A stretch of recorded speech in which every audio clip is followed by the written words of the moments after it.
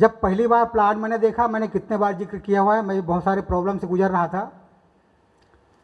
एकाएक मैं भी एक्सेप्ट नहीं किया, लेकिन एक अच्छी बात है, मेरे लिए सौभाग्य की बात है, मैं बड़ा किस्मत वाला हूँ कि गुरु द्रोण के रूप में मुझे रजत जी मिले। मैंने अपने समस्याओं का जिक्र किया कि ऐसे परिस्थिति में सर बताइए मैं कैसे अल्टोस में कामयाब हो सकता हूँ। पैसों की तो मुझे ज़रूरत है, कर्ज से मैं लदा हुआ हूँ। इस स्थिति में, इस हालात में, जिस परिस्थिति से मैं गुजर रहा हूँ, ऐसे में मैं भला कैसे कामयाब हो सकता हूँ। नाम कुछ और था, लेकिन था ऐसे ही, एकलव्य बनो, एकलव्य बनाओ, सुपर डायमंड जाओ और लोगों को सुपर डायमंड ले जाओ। लेकिन मेरे सामने तो बड़े भयानक परेशानी थी।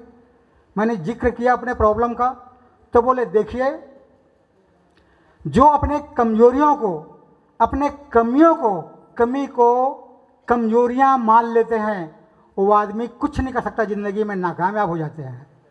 आपकी ये बातें मुझे अक्षरशः पूरी तरह से याद है सर, रजत सर, आपने तो मेरी ज़िंदगी बदल दिया। उन्होंने कहा, जब मैं अपने प्रॉब्लम बताया, कमजोरी बताया और एक तरफ अपनी ज़रूरतों को बताया, अपने आवश्यकताओं को बताया, तो आपने मुझे बोला कि अपने कमजोरियों को जो कारण मान लेते हैं, अपने कमियों को कमजोरी मान लेते हैं, वो ज़िंदगी में कुछ नहीं कर सकते, नाकामयाब हो जाते हैं। और जो अपने पास जो है वर्तमान में, उसे स्ट्रेंथ बना लेते हैं, ताकत बना लेते हैं, वो आदमी ज़िंदगी में कामयाब हो जाते हैं। आपकी ये मेरी दोनों बातें मुझे बहुत अच्छी लगी। मैंने नज़रअंदाज कर दिया अपने कमजोरियों को, और जो मेरे पास था उसे मैंने अपना ताकत बनाया, उसी को अपना हौसला बनाया, और आज मैं आपके सामने हूँ। तो दोस्तों, मुझे भी कुछ नहीं आता था। एक चीज़ मेरे अपना कुछ नहीं है, आवाज़ मेरी है, वॉइस मेरी है, जो भी है मैं भी बोलने जा रहा हूँ, सब आपका है सर। सर ने मुझे कहा कि देखिए घनश्याम जी, आपके अंदर में जो है आप देख नहीं पा रहे हैं, दुनिया में परफेक्ट कोई नहीं। मैं बोला कि ये प्रोडक्ट पर मैं काम कैसे करूँगा। ज़िंदगी में पहली बार मैं नोनी सुन रहा हूँ। नोनी मतलब बच्ची को, लड़कियों को नोनी बोलते हैं, ये मैंने सुना था। किसी प्रोडक्ट को नोनी बोलते हैं, पहली बार सुन रहा हूँ। और भगवान की कसम रजत जी, उसी दिन पहली बार मैंने सुना कि किसी प्रोडक्ट को नोनी बोलते हैं, मैंने सुना ही नहीं था। तो ऐसे प्रोडक्ट जिसका हम कभी नाम नहीं सुना, हम कैसे बेचेंगे और कैसे काम होगा। हम किसी के पास बोल ही नहीं पाएंगे कि ये तो हम ये बिकेगा नहीं, तो काम कैसे होगा। हमने कहा, तो आपने कहा कि दुनिया में परफेक्ट कोई नहीं है, दुनिया में परफेक्ट कोई नहीं है। फॉर एग्जाम्पल, आपके राउरकेला में डॉक्टर्स हैं, मैं आपसे पूछ रहा हूँ, हैं? वहाँ आप जाते हैं, ठीक होते हैं, नहीं होते हैं, नहीं होते हैं तो भुवनेश्वर जाते होंगे, कुछ बोलेंगे? भुवनेश्वर में ठीक नहीं होता होगा तो विशाखापट्टनम जाते होंगे, दिल्ली मुंबई जाते होंगे, वहाँ ठीक नहीं होते तो फॉरेन जाते हैं, अमेरिका जाते हैं, और वहाँ ठीक नहीं होते तो मंगल ग्रह में डॉक्टर है रजत जी, आज तक से पता नहीं चला। यदि पता चलता तो लोग वहाँ भी जाते हैं। लेकिन मज़ेदार बात यह है, सबका अच्छा चल रहा है। राउरकेला वाले का अच्छा चल रहा है, भुवनेश्वर वाले का अच्छा चल रहा है, विशाखापट्टनम वालों का अच्छा चल रहा है, दिल्ली मुंबई वालों का अच्छा चल रहा है, और अमेरिका इंग्लैंड वालों का अच्छा चल रहा है। तो मेरे भाई, मुझे भी कुछ नहीं मालूम, मुझे कुछ नहीं आता, फिर भी मेरा अच्छा चल रहा है।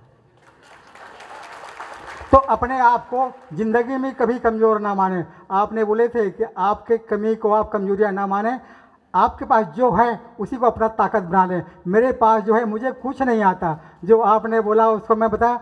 और लोगों को क्या पता, जब मेरा इनकम आया, मेरी गाड़ी आ गई, तो लोग समझने लगे रजत सर ये बहुत बड़ा डॉक्टर होगा।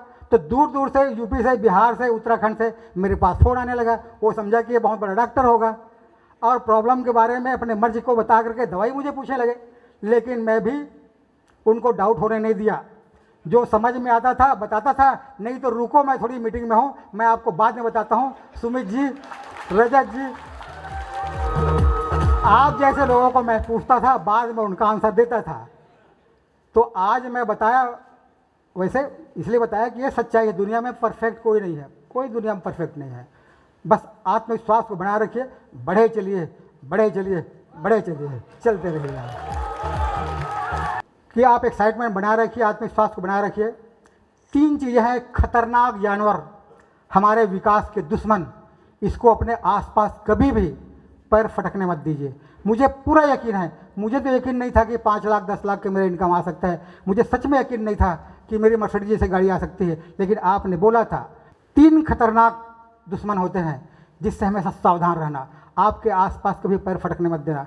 मैं बोला वो क्या? तो उन्होंने बोले अविश्वास। जिंदगी में कभी भी विश्वास करो तो पूरा विश्वास करो।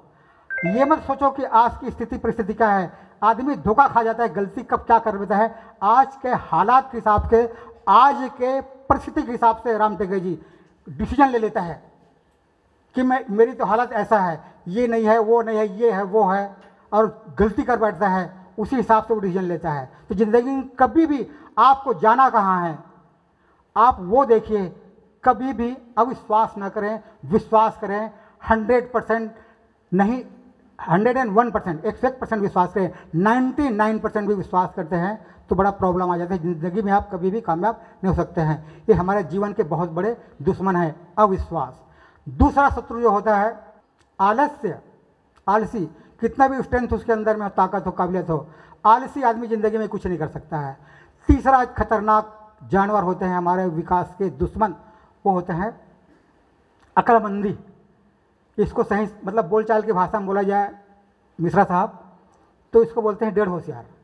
कुछ लोग डेढ़ होशियारी के कारण क्षमताओं के बाद भी शुरुआत ही नहीं कर पाते, और कुछ लोग शुरुआत करते हैं तो सिस्टम विरुद्ध काम करते हैं, कुछ भी करते हैं। और यही लोग बोलते हैं कि अल्टोस में मेरा 10 लाख का नुकसान हो गया, 5 लाख का। अरे अल्टोस में नुकसान कैसे होगा?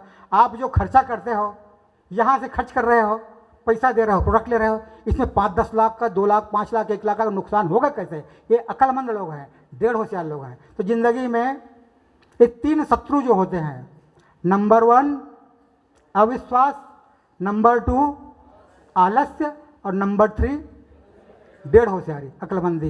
ये 3 दुश्मन को यदि पाल के आप रखोगे तो कितना भी आपके अंदर में क्षमताएं हो, जिंदगी में वो आदमी कभी कामयाब नहीं हो सकता। यह आपने मुझे बताया, मैंने अक्षरशः उसका पालन किया, क्योंकि मुझे तो कुछ आता नहीं, मेरे पास कुछ है ही नहीं। आपने जो मुझे बताया मैंने पालन करते गया, परिणाम स्वरूप आज यहाँ पर हूँ।